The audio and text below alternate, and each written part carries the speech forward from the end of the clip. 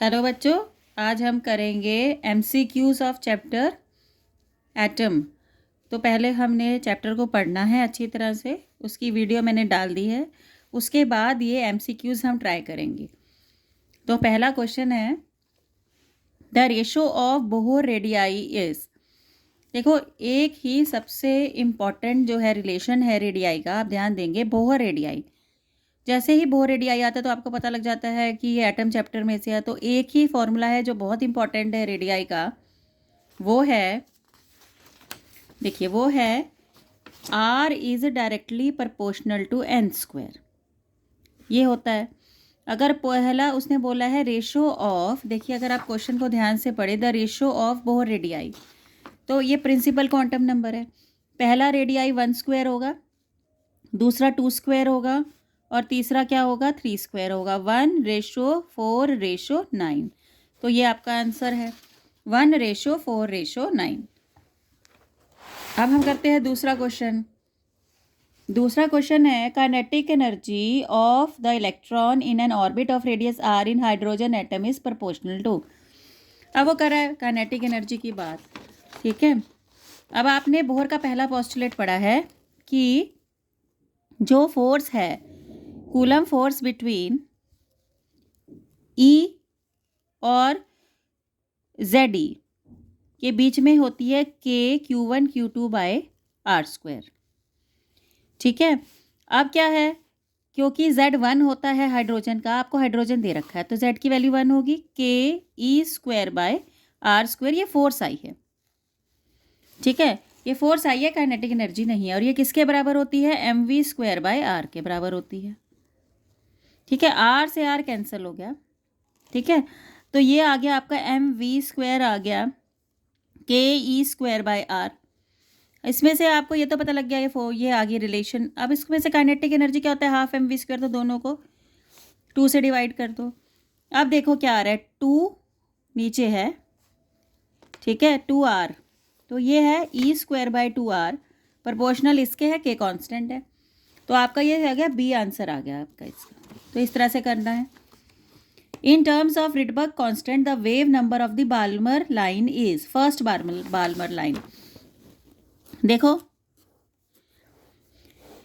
पहले पे जो गिरता है ऊपर से वो होती है लाइमन, और जो दूसरे पे गिरती है वो होती है आपकी बाल्मर। तो उससे फर्स्ट बोला है तो फर्स्ट ये होगी, n इज इक्वल टू 2 और ये n इज इक्वल टू 3, ये n इज इक्वल टू 1। तो पहली बाल्मर लाइन 3 से 2 पे जा रही है, तो रिडबर्ग्स का फॉर्मूला लगाएंगे, wave number is equal to r 1/n1² minus n1/n2²। तो r 1/1, ये हो गया r 1/4 माइनस 1/9, ठीक है। तो इसमें r 9 और 4 कैल्शियम आ गया 36, 9 माइनस 4, 9 माइनस 4 कितने हो गए, 5/36r।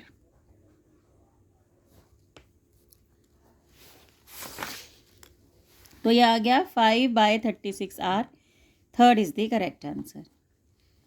अब नेक्स्ट करते हैं हम, the ionisation energy of the hydrogen atom is 13.6।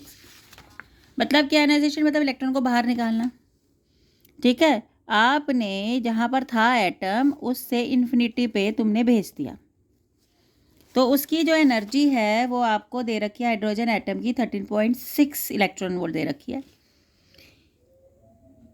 Following Bohr's theory the energy corresponding to transition between third and fourth orbits is, ठीक है। Following Bohr's theory the energy corresponding to transition between third and fourth orbit. पहले तो energy निकाल लेते हैं। देखिए, n is equal to 1 का होता है, देखो फॉर्मूला जो होता है एनर्जी का वो होता है हमारा -13.6/n², ये होता है।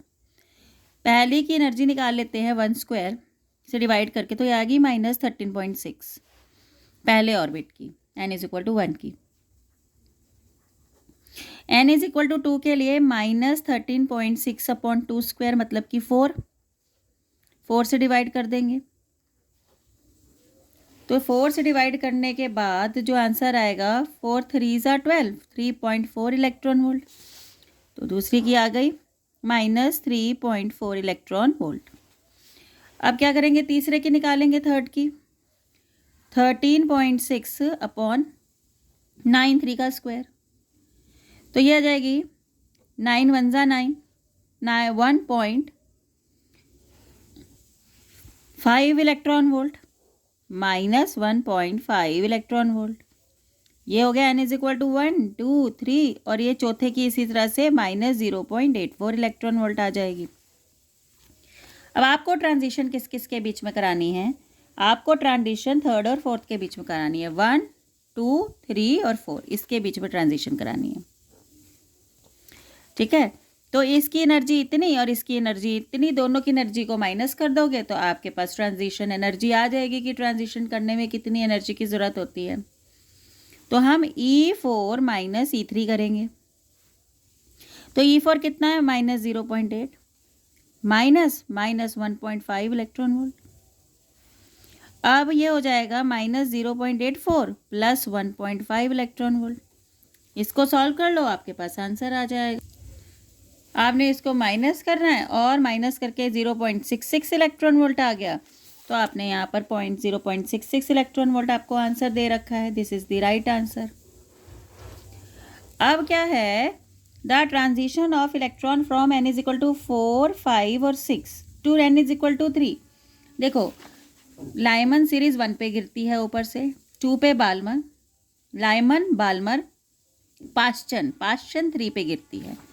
तो इसका आंसर है पाश्चन। जो 3 पे गिरेगी, सॉरी, तो 3 पे गिरेगी, उसका आंसर क्या होगा? पाश्चन। ऊपर से कहीं से भी गिरे, 4 से 5 से 6 से 7 से, लेकिन अगर 3 पे गिर रही है तो उसका नाम है पाश्चन। विच of the following spectral line in hydrogen atom gives spectral line of this? मतलब आपको ये लैम्डा दे रखा है, आपको बताना है विच of the following spectral series जो है हाइड्रोजन की, वो ये वेवलेंथ की जो है वो लाइट देती है 4860 एंगस्ट्रॉम। तो आपको ये स्पेक्ट्रम याद होना चाहिए, EM स्पेक्ट्रम। तो ये वाली जो वेवलेंथ है ये होती है विजिबल रीजन की। तो इसका आंसर क्या आएगा? विजिबल। और विजिबल कौन सा वाला देता है? देखो, जो लाइमन है वो UV देता है, बाल्मर विजिबल देता है, बाकी तीनों इंफ्रारेड देते हैं। तो Balmer series is the right answer. अब नेक्स्ट कर लेते हैं।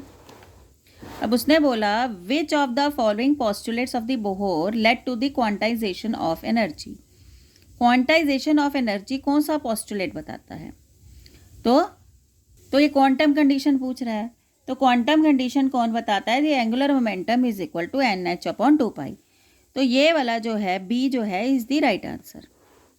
क्वांटम कंडीशन, वो क्वांटाइजेशन के बारे में पूछ रहा है। तो क्वांटम कंडीशन होती है ये, the transition of the state from n is equal to 5 to 1, मतलब 5 से 1 पे आ रही है। तो आपका लाइमन सीरीज है, और लाइमन सीरीज क्या करती है? UV रेडिएशंस देती है। तो infrared radiation will be obtain in the transition. मैंने लास्ट के 3 बताए थे कि लास्ट के 3 वाले जो होते हैं वो इंफ्रारेड करते हैं। एक आपका होगा पाश्चन, ब्रैकेट और फंड, ये तीनों करते हैं। अभी देखते हैं जो किस पे गिरता है। 3 पे गिरता है, 4 पे गिरता है और 5 पे गिरता है। देखो, 1 पे गिरने वाला तो लाइमन हो गया, 2 पे गिरने वाला बाल्मर हो गया, 3 पे गिरने वाला हो गया आपका पाश्चन। एक तो ये करेगा, ठीक है। 4 से 3 वाला जो है वो क्या करेगा? इंफ्रारेड रेडिएशन से एमिट करेगा। और 6 से 2 ये तो फिर से बाल्मर हो गया। बाल्मर तो कौन सी करता है? विजिबल करता है। पहला वाला UV करता है लाइमन, फिर विजिबल, बाकी तीनों इंफ्रारेड। तो तीनों में से कोई भी था, तो 3 पे गिरे, 4 पे गिरे या 5 पे गिरे। For ionising an excited hydrogen atom the energy required in electron volt will be, for ionising an excited hydrogen, hydrogen जो है उसने आपको एनर्जी कितनी चाहिए उसको बाहर निकालने के लिए, मतलब E∞ माइनस E1, क्योंकि पहले शेल में ही होता है हाइड्रोजन का तो इलेक्ट्रॉन, तो -13.6। तो आपको एनर्जी चाहिए 13.6 इलेक्ट्रॉन वोल्ट। तो ये 13.6 इलेक्ट्रॉन वोल्ट तो कम से कम चाहिए, ठीक है। उससे ज़्यादा हो जाए तब भी काम चल जाएगा। तो 13.6 उसने पूछा है। ये हमारा जो है इसका देखो उसका अगर हम ग्राउंड स्टेट से निकालते हैं तो उसका आंसर होगा 13.6 इलेक्ट्रॉन वोल्ट। लेकिन हमने एक चीज़ मिस कर दी, उसने बोला है एक्साइटेड स्टेट से निकालना है। ठीक है, इसका मतलब हाइड्रोजन को जो आपका पहला n=1 में रहता था, उससे पहले आपने एक्साइट कराया n=, अब निकालना है।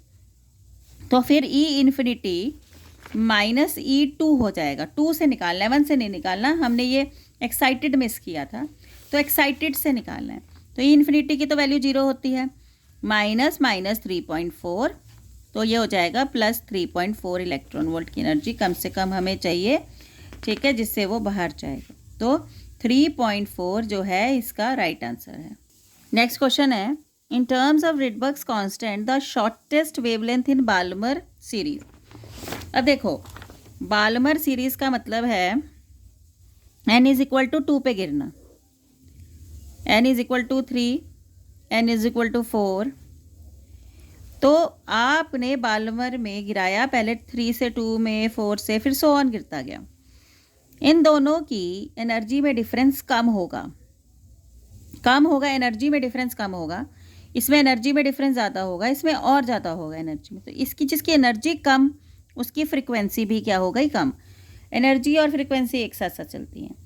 और जिसकी वेवलेंथ क्या होगी, सबसे ज़्यादा होगी, तो इसकी वेवलेंथ सबसे ज़्यादा। तो जो इससे आखिरी मतलब जो इन्फिनिटी से 2 पे आके गिरेगा, उसकी जो होगी वेवलेंथ जो होगी वो सबसे ज़्यादा छोटी होगी। इसकी वेवलेंथ बड़ी है, 3 से 2 पे गया तो बड़ी है, 4 से 2 पे गया तो और बड़ी है। ठीक है, सॉरी, छोटी होती जाएगी वेवलेंथ। ठीक है, जिसकी फ्रीक्वेंसी बढ़ती जाएगी और वेवलेंथ छोटी। तो सबसे छोटी वेवलेंथ जब वो इन्फिनिटी से क्या गिरेगा, 2 पे गिरेगा। तो हम क्या करते हैं, हम रिडबर्ग्स का फॉर्मूला लगाते हैं, वेव नंबर R 1/, कहाँ से गिरना है, उसने गिरना है इन्फिनिटी से, कितने पे गिरना है, 2 पे गिरना है। इन्फिनिटी से उसने 2 पे गिरना है, तो 1/n1² - 1/n2²। तो हम क्या करते हैं, वैल्यूज़ पुट कर लेते हैं। वैल्यूज़ क्या होंगी, 1/, गिरना किस पे है, 2² पे। गिरना कहाँ से है, इन्फिनिटी से। 1/∞ 0 हो गया। R/4 जो है न्यू डैश, वेव नंबर उसने पूछा है। ठीक है, तो हमारा आ गया R/4। ये तो आ गया हमारा वेव नंबर आ गया। लेकिन वेव नंबर क्या होता है, रेसिप्रोकल ऑफ वेवलेंथ होता है 1/λ। उसने हमसे वेव नंबर नहीं पूछा, उसने हमने वेवलेंथ पूछा है। तो इसको भी रिवर्स कर दो लैम्डा, ये हो गया 4/r। तो 4/r जो है वो आपका राइट आंसर होगा, बी आपका राइट आंसर होगा।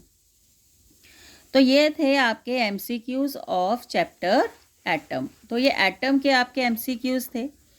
अब हम इसके very short answer type question करेंगे। 1 मार्कर क्वेश्चन है, पहले हम ये करेंगे, फिर हम बाकी शॉर्ट और लॉन्ग क्वेश्चंस तो हमने थ्योरी में से ही बन जाते हैं, असर्शन रीजनिंग करेंगे फिर हम।